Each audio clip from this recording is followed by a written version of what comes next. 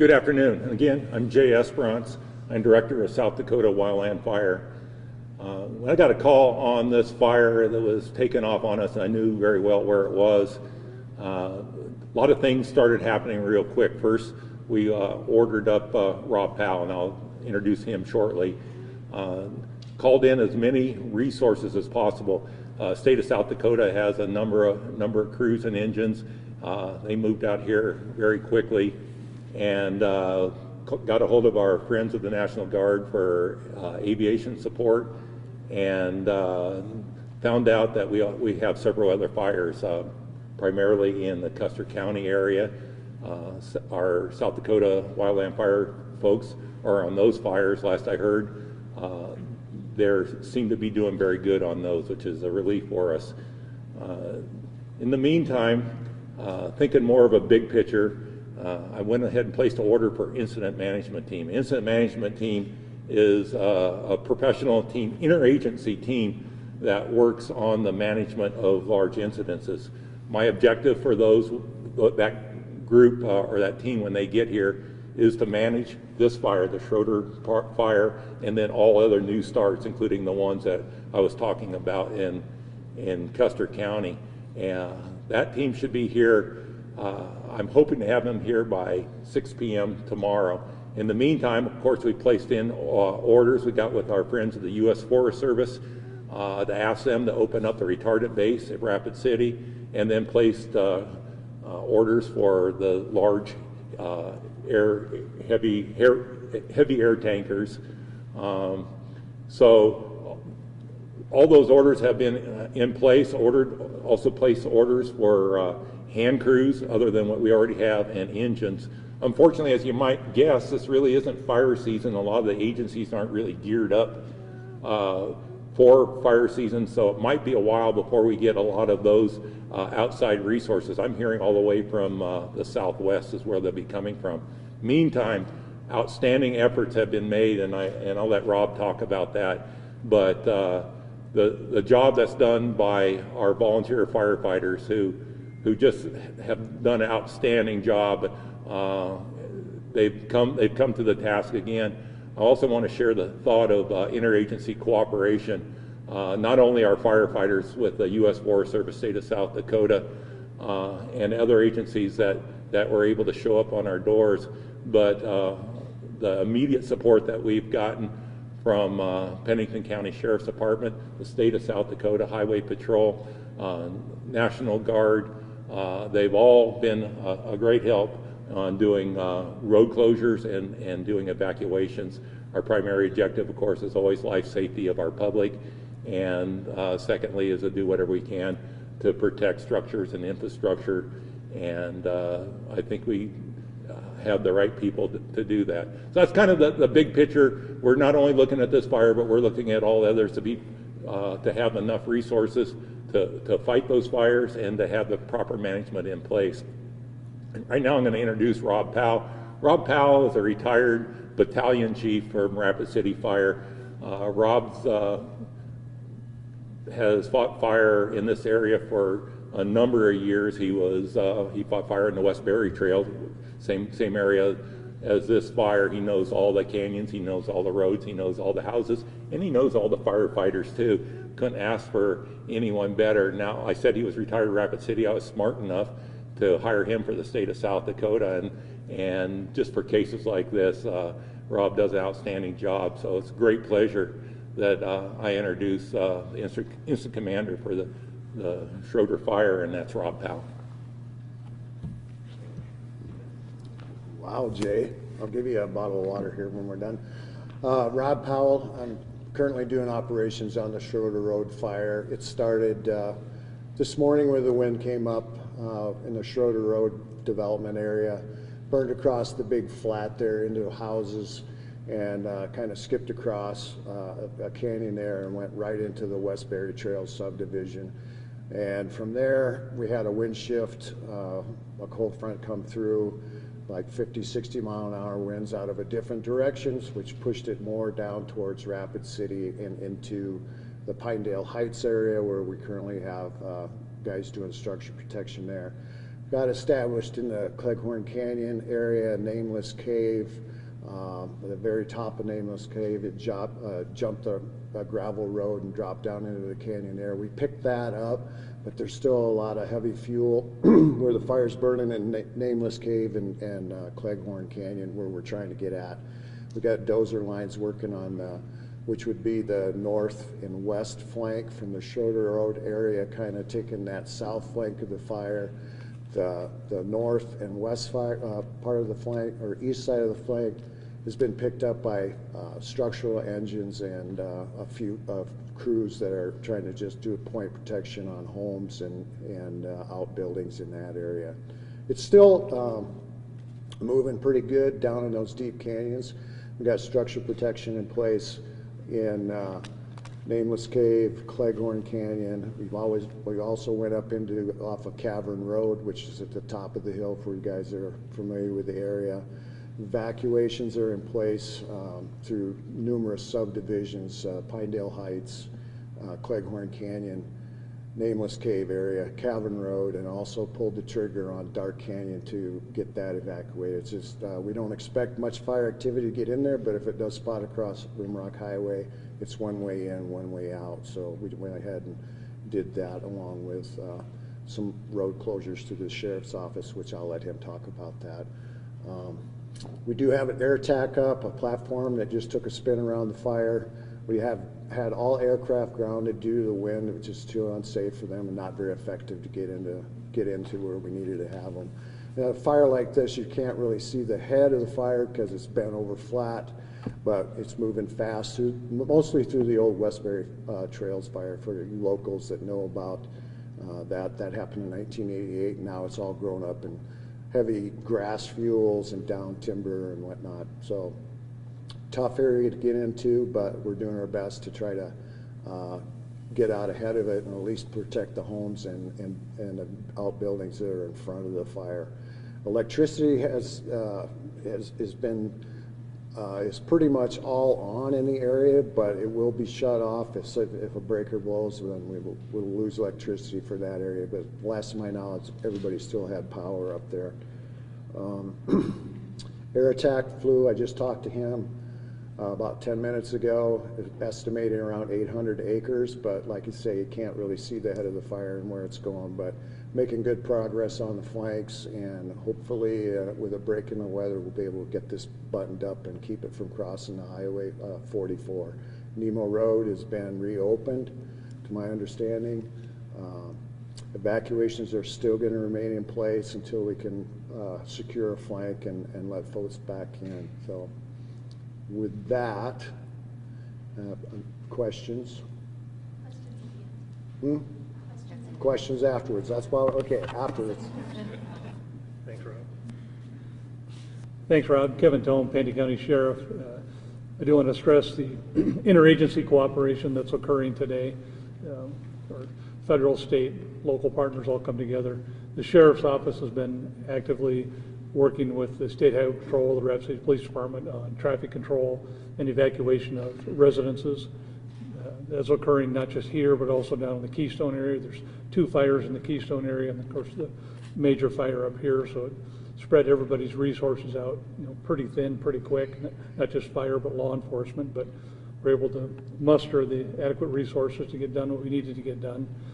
We're working with our federal and state partners on the cause and origin of this fire in particular, and we'll have more of that on that in the future, but that investigation is underway as well.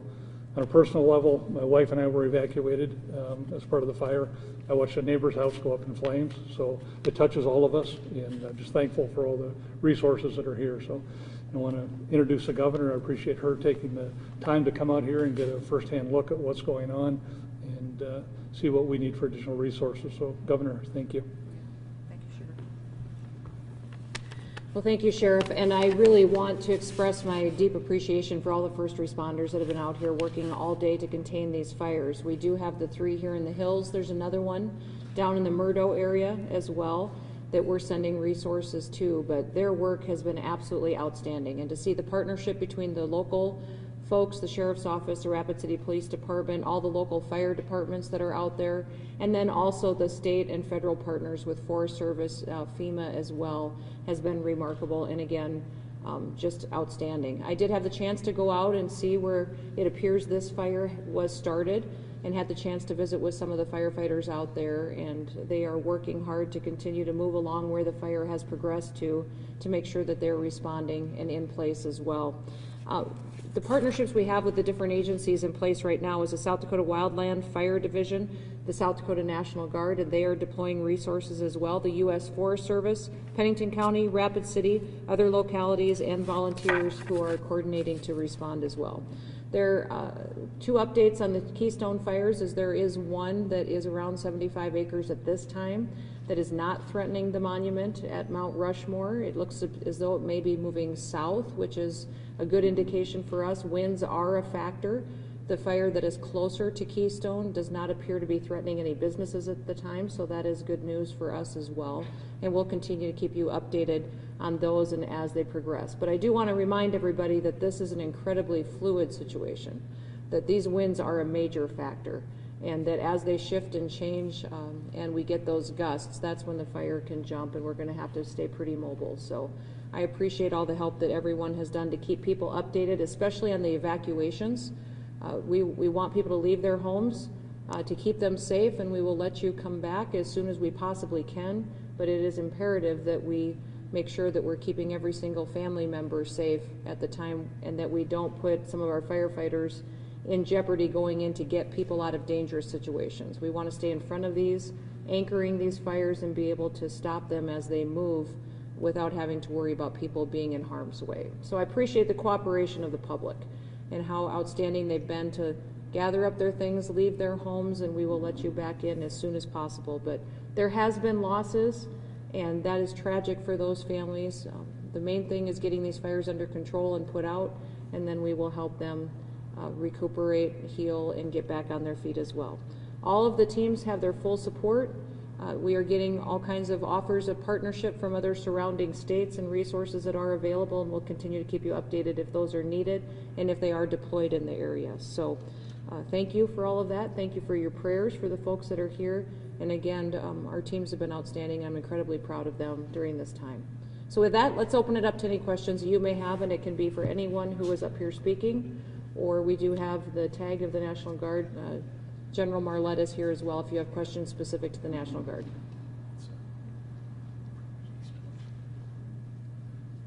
Is there any estimate on number of structures burned and which type? I don't know, Jay, if you have Rob has one. At least two that I know.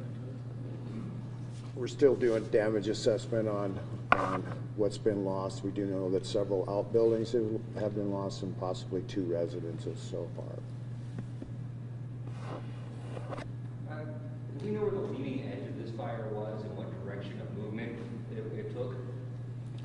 Yeah, it started out in the Schroeder Road area and basically headed east, kind of flanking Nemo Road, and then when the wind switched, it headed south. So it ran through Westbury, and about that time the cold front passed through, which we knew about, and then it headed south towards Rapid City and Rimrock Highway area. You know approximately how many acres so far known? Somewhere, AirTac took a look. I asked him what he was thinking, and he said somewhere around 800, but it's hard to see the head of the fire. It's somewhere less than 1,000 right now, but it's still moving. As far as any injuries or anything like that, are you guys looking? I have no reports of anybody being injured. Are there any estimations on how many people in total have been evacuated? You know, just from the size of the housing developments in the west part of Rapid around Pinedale Heights and whatnot, I would say that, what do you think, Sheriff? 500? I'd say 400 or 500. Yeah. When it comes to the Keystone fire, do you have a specific size on that one? The most recent updates we had on the Keystone fires was probably 15-20 minutes ago. And the one that was closest to town was about the size of 40 acres. It was not contained, but it was not currently threatening any businesses or structures at this time, which is good news. The one that was a little farther to the east and south, did you want to speak to something? Am I doing okay? Was about 75 acres. And that one appears to be heading to an area where there isn't much threat to structures whatsoever. So that's good news for us that it's headed south. And we're hopeful that we can get it contained before it does any damage. The grass Jay? fires, Okay. the grass fires that are affecting out east as well, between Murdo and Yes. Paducah, do you have an update on that? Well, those were growing rapidly. They were in more open territory. The wind was definitely a factor. There was a period of time where the one by Kadoka did cross the interstate. It did cause some problems on the interstate with traffic flow. I understand we had an accident there. But it is now back opened again, and we're just telegraphing to travelers and people using that interstate for the period of time that it's a little bit of an unpredictable situation, but we're on top of it, and hopefully we all just really need these winds to die down for us, and to be able to, the cooler temperatures are extremely helpful, but the wind is definitely a factor all the way across the state. What are you expecting in the forecast, and any help with that? Wind's supposed to blow until early afternoon Might come tomorrow. up to the mic. Yeah, go ahead. The wind's supposed to blow through the night and lighten up tomorrow afternoon. After we've evacuated some areas of concern. Are there any areas that still need to be on alert with these fires?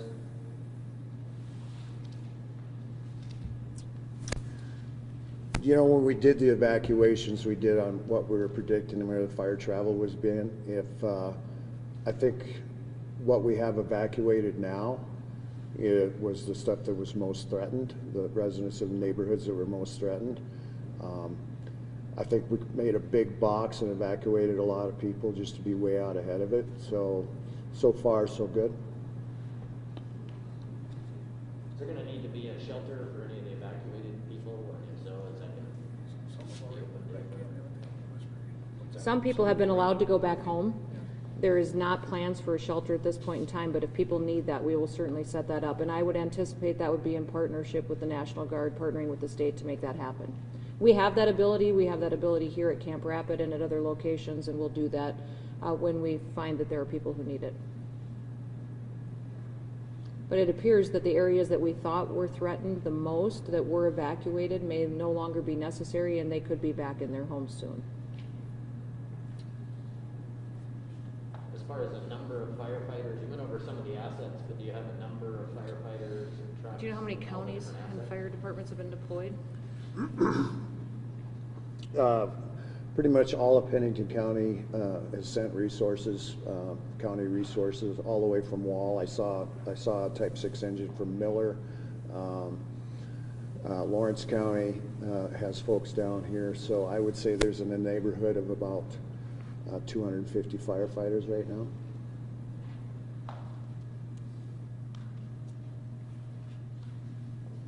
Talking to the, you can come on up, Jay, but talking to some of the firefighters that were out there, they were pleasantly surprised at the amount of response. They said that they were thrilled to see all the help roll in quickly, and that it came from several different parts of the state. So, and they were seeing help from federal Forest Service folks show up, state folks, and their county volunteer fire departments as well. So they have adequate help at this time, but we also know who we can call if we need more resources. Jay? Yeah, the Forest Service, it's burning on Forest Service and state and private lands right now. So the Forest Service is heavily involved with this fire also, along with the state. Just wanted to add a couple more thoughts that I had. Big picture, immediately got a hold of FEMA, and we've had a FEMA grant has already been approved to help pay for the cost of this fire. So that was something we're really happy for. And I want to just share the thought of the support that's been offered. Driving out there, actually on National Guard property, National Guard troops who came up, anything we can do for you, sir, anything we can do for you, sir. It was just great support. General, I might have cut one of your fences to access the fire, but They'll send you a bill. yeah, yeah. And then And then not only that, but Governor Nome first walked up to her. First thing she said, "Anything I can do for you, Jay?" And sincerely, I said, "Well, we could help. We could use some help from Colorado." And that's all it took. So it's just been outstanding support all the way around, and it's been greatly appreciated. And the comment I was making over on the side, Governor, was, "Man, you know the facts better than I do." I was going, "Wow." So. But do you want to tell them about the plane that's coming to map the? Sure. What I asked from the Governor Nome's support was get a hold of Colorado. They have a plane that flies very high elevation, and it detects fire. It can pick out a cigarette butt, and it's got a camera underneath and just kind of zooms in, and then right from there, it can not only detect fire, but it maps the fire. So we'll have a much better accurate description of the size of the fire. And with the smoke that we have, we might not be aware of hot spots that they can real time send us a map or adequate information so that our firefighters can go out and pick up all those hot spots too. So we're really grateful for Colorado for helping us out with How that. quickly will that plane be flying? I hope it'll be here by tomorrow. What? They're on their way. Hey. Anything at all you can say in the cause yet, the human cause, or some kind of natural cause for this, anything at all?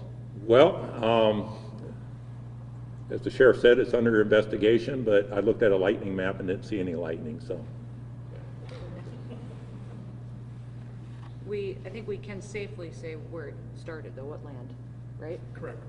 It did start on private property. But. All right.